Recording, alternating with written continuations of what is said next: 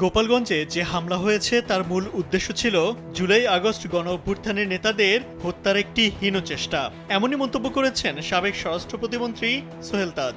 বৃহস্পতিবার নিজের verified Facebook পেজে এক পোস্টে এ মন্তব্য করেন তিনি।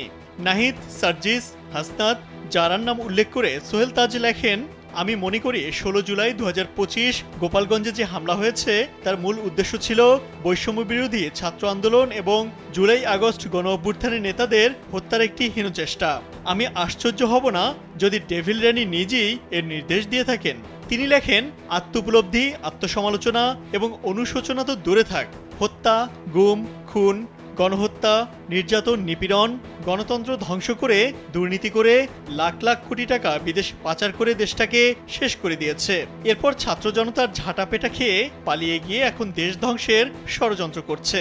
সোহেল তাজ লেখেন, সারা বাংলাদেশে গোপালগঞ্জের মতো সন্ত্রাসী কায়দায় কার্যকলাপ চালাবার নির্দেশ দিচ্ছে।